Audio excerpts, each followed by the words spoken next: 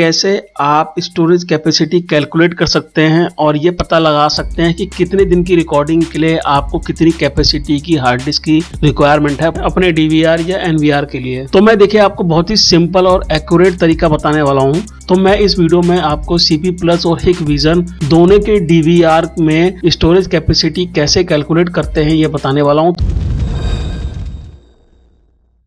इन links को मैं इस वीडियो के डिस्क्रिप्शन में दे दूंगा नीचे आपके लिए, आप वहां से इन लिंक को कॉपी कीजिएगा। कॉपी करने के बाद ब्राउज़र पे एड्रेस बार पे आके पेस्ट करके जब आप एंटर प्रेस करेंगे तो आपके सामने एक वेबसाइट ओपन हो जाएगी। ये सीपी प्लस की ऑफिशियल वेबसाइट है जहाँ पे एक कैलकुलेटर दिया हुआ है और आप यहाँ पे कैलकुलेट कर सकते हैं हार्ड डिस्क की कैपेसिटी और इंटरनेट की बैंडविड्थ दोनों ही। यहाँ पे आप देखेंगे कुछ फैक्टर्स दिए हुए हैं, जैसे कि टाइप में दिया हुआ है डीवीआर है या एनवीआर है, कितने चैनल का डीवीआर है, डीवीआर में आपने एनकोडिंग क्या सेट कर रखी है वो आपको यहाँ पे सेलेक्ट करनी है, कितने रेजोल्यूशन के कैमरे आप यूज़ कर रहे हैं, कितने फ्रेम पर सेकंड की कैमरे के लिए सेटिंग कर रखी है, आप माइक यूज़ कर रहे हैं कि नहीं कर रहे हैं, यानी कि ऑडियो इनेबल है कि नहीं है, कितने बिट रेट पे आपने डीवीआर में सेटिंग कर रखी है, मोशन पे रिकॉर्ड कर रहे हैं कि कंटिन्यूस पे रिकॉर्ड कर रहे हैं, ये सारे फैक्टर्स यहाँ पे दिए हुए हैं।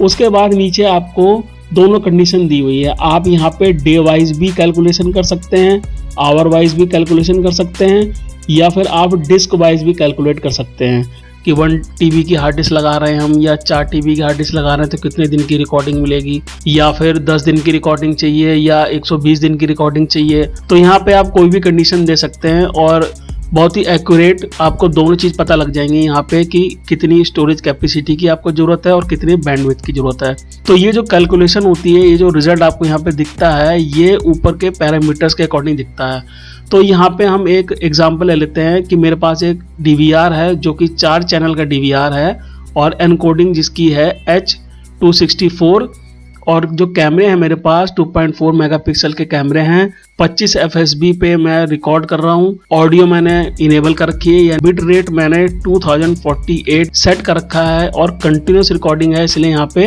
100% मैं सेलेक्ट करूंगा। तो यहाँ पे मैं डेज वाइज कंडीशन ले रहा हूँ कि 24 घंटे मुझे रिकॉर्डिंग चाहिए और मुझे रिकॉर्डिंग चाहिए 20 दिन की। तो ये कंडीशन है हमारी और ये पैरामीटर्स हैं। जब हम यहाँ पे सारे पैरामीटर सेट कर लेते हैं तो आपको ये देखिए कैलकुलेट बटन दिखेगा। जब आप इस पर क्लिक करेंगे तो यहाँ पे आपको दोनों चीजें बताएगा वो कि कितनी कैपेसिटी की आपको हार्ड डिस्क चाहिए और कितने बैंडविड्थ चाहिए।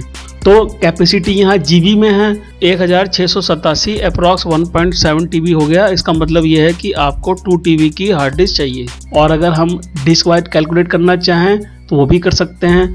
अगर हम 4 TB की हार्ड डिस्क लगाते हैं तो 48 दिन की रिकॉर्डिंग मिलेगी। अगर हम 2 TB की हार्ड डिस्क लगाते हैं तो हमको 24 दिन रिकॉर्डिंग, और अगर हम 16 TB की हार्ड ड्राइव लगा देते हैं तो हमको 194 डेज की रिकॉर्डिंग मिलेगी। बस शर्त यह है कि आपका डीवीआर 16 GB की हार्ड डिस्क को सपोर्ट करता हो। तो ये पैरामीटर्स के अकॉर्डिंग बहुत ही एक्यूरेट दोनों चीज़ आप यहाँ पे कैलकुलेट कर सकते हैं। आइए अब हिकविजन का समझ लेते हैं। हिकविजन में थोड़ा डिफरेंट तरीका है। यहाँ पे 3 कंडीशन दी हुई हैं, calculate saving time, calculate disc space, calculate bandwidth. ये तो हार्ड डिस्क के अकॉर्डिंग है और ये डेज के अकॉर्डिंग है। तो अभी हम 1 मंथ की बात करते हैं कि हमको 1 महीने की रिकॉर्डिंग चाहिए। तो 1 महीने की रिकॉर्डिंग के लिए कितने जीबी की हार्ड डिस्क की रिक्वायरमेंट है। तो देखिए यहाँ पे कुछ ऑप्शंस दिए हैं, तो आपको यहाँ पे ऐड पे क्लिक करना है। जैसे आप ऐड पे क्लिक करेंगे तो नीचे देखिए पैरामीटर्स आ जाएंगे, और जब आप यहाँ क्लिक करेंगे कहीं पे भी तो यहाँ पे देखिए आपको इनको चेंज करने के ऑप्शंस मिल जाएंगे। तो यहाँ पे हम चैनल ले लेते हैं कि हमारा जो डीवीआर है वो 4 चैनल का है, और वीडियो स्टैंडर्ड हम NTFS ले लेते हैं।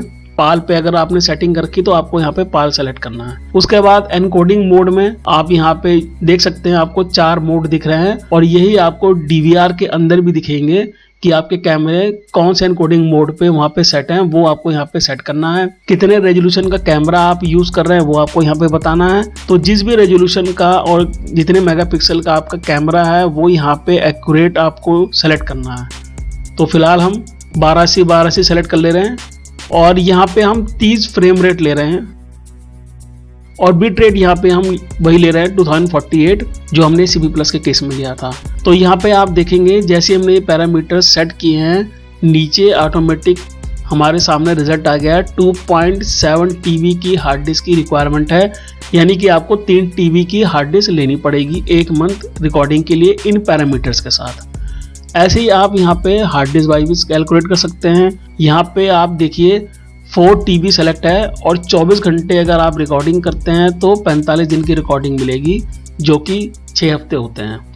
और बैंडविड्थ को भी आप यहाँ पे कैलकुलेट कर सकते हैं। तो सिंपली मैंने आपको यहाँ दोनों कंपनी के DVR के बारे में बता दिया कि दोनों कंपनी की DVR की के जो हार्ड डिस्क कैपेसिटी की कैलकुलेशन है आप कैसे कर सकते हैं, और आप ये पता लगा सकते हैं कि आपको अपने DVR के लिए कितनी कैपेसिटी की हार्ड डिस्क लेनी चाहिए। तो गाइज मुझे उम्मीद है आपको ये मेरा वीडियो काम का लगा होगा। अगर आपको मेरा वीडियो काम का लगा है तो उसको लाइक और शेयर कर सकते हैं आप। अब आपसे अगले वीडियो में मुलाकात होगी। Thank you for watching my video.